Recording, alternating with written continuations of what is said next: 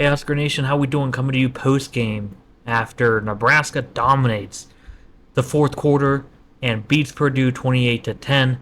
Uh, Lots to talk about there. Overall, great win, dominant win by Nebraska in its first road game this year. We're gonna dive into a little bit, talk about it, and then we'll move on to Rutgers. Okay.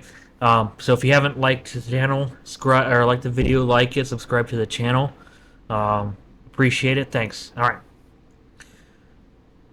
So Nebraska started off slow. I can't not cover that. I don't particularly want to talk about it because at the end of the day, guys, I think the only headline that's worth mentioning, the only thing that's worth saying, I could just leave it at this. Nebraska outscored Purdue 21-7 in the fourth quarter and they won 28-10. Purdue's only touchdown, their only one, was a garbage time touchdown at the end of the game. That's it. So I could leave it there. I could stop recording right now and be done. There's obviously more to the story than that. There's stuff we should talk about, and a lot of the stuff, what I just said is not good enough for a lot of the fans. A lot of people want to nitpick this thing. A lot of people aren't going to be happy enough with this thing, and I get there's some things we saw early on that weren't great, but at the end of the day, here's why it doesn't really matter. We lost last week to Illinois in overtime. Heartbreaking loss at home. We've played 4 home games in a row. We've played 4 night games in a row.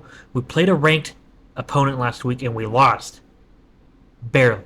In overtime. Now the game wasn't great, but we barely lost despite it all. Now this week, after 4 weeks of a very the same routine, predictable routine, night games, home games,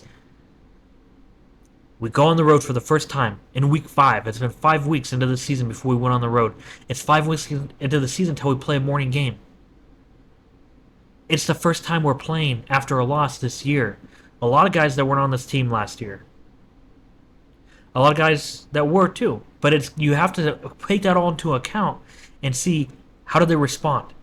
How do they respond not just one of those things? How do they respond to all the things I just laid out to you that made this game this morning different? And so, yes, they sort of started slow. It's hard to even sit here and tell you, though, that they started slow. We made it into Purdue's territory, I think, 6 times in the first half. Now, we walked away with 0 points.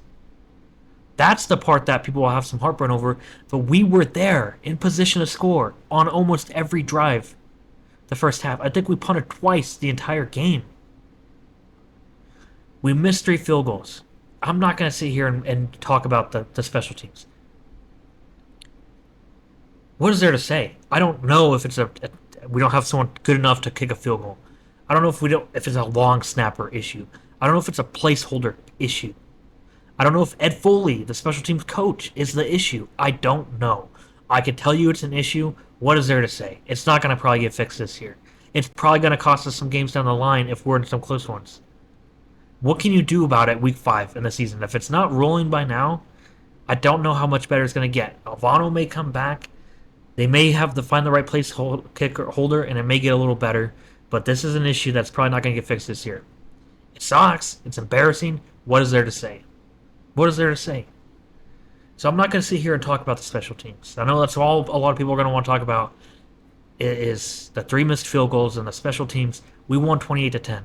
It should have been more. If you would have counted the field goals, if you count the touchdown we scored that got called back on a phantom penalty, basically a pick play or something that never happened. Nebraska played well this game. The defense bounced back. Now, yes, was there some missed tackling issues? Sure, quite a few. But all in all, not bad. We held them to 3, guys. Going into the fourth quarter, they scored with like a minute and change left. Garbage time touchdown. And this is a Big Ten opponent. Now, Purdue is probably the worst team, if not the second worst team in the Big Ten. I'm not trying to insult them. We have to be factual with where they're at in the pecking order, and that's where they're at. But we won. 28-10 is not something you can just say, oh, well, this team's not good. The team's good. Does it have a lot of room to grow? Yes. It's year 2 under Matt Rule. I get it.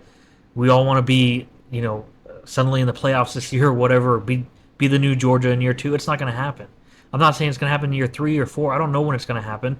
What we need to see and what we want to look out for as a fan base is that steady improvement from year to year under Matt Rule, which is not what we got under Scott Frost. It's not what we got under Mike Riley. We want to see that steady improvement year after year. We're 4-1. That's improvement after year 1. We're 4-1. Now we got a long season ahead of us, guys. Plenty to work out. But this team is doing fine as far as I'm concerned. The nitpicking and stuff is it's not worth the energy, guys. It's not. I mean, you're nitpicking this team like we're Georgia, you know. Um, I throw out Georgia a lot. My brother is a big Georgia fan. I know he watches this channel, so I watch Georgia closely too. We're not Georgia, guys. We're not getting ready to make a deep playoff run and make the national championship. We don't need to nitpick the team under that same point of view.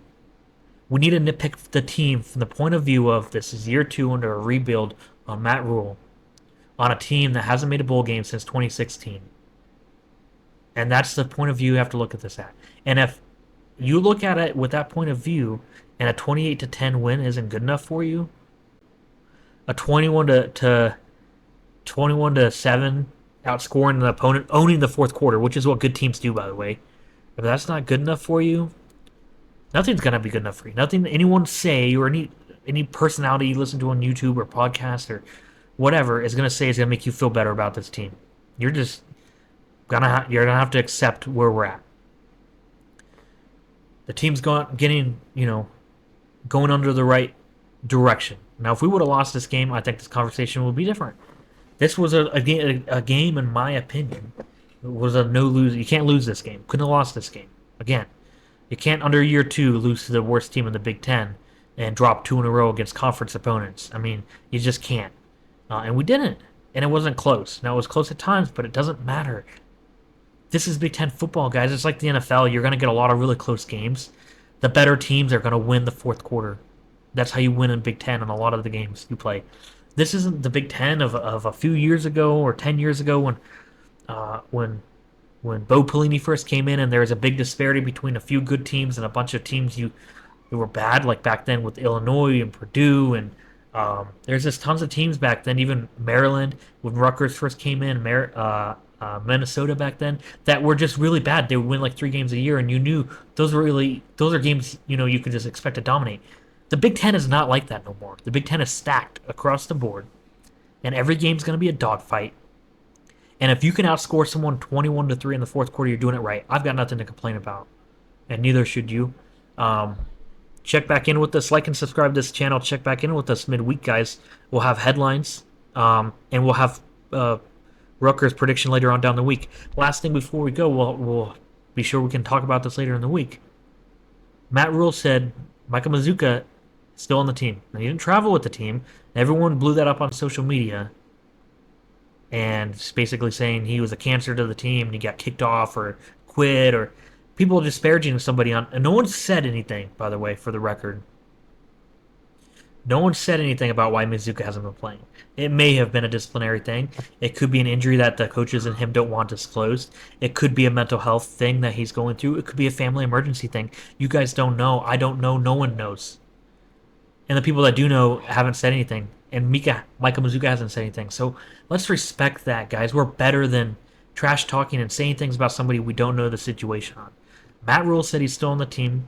That's good enough for me. He said he'll talk more about it Monday. Hopefully we'll learn more then. Hopefully he stays on the team. Hopefully he's ready to play again soon. Whether it was a disciplinary thing, an injury, emotional, family, mental, whatever, I hope he overcomes it and he's able to be on this team. But real quick before we go, how about that O-line today, right? Third string tackle, Gunnar Katula, not a true freshman, redshirt freshman, held up great. The second string guard covering Mazzccua held up great. His name is on the tip of my tongue. I feel so bad that I can't remember. It's on the tip of my tongue. Held up great. There's times Dylan Rilla had all day in the pocket. So there's lots of positives. And we need to focus on that through the lens of a team that year 2 is rebuilding under Matt Rule. Stop looking at it through the lens of we're in the '97 national championship, Nebraska Huskers, or that Georgia team, and we're nitpicking why this, why that. No, we won, 28-10, end of story. Go Big Red.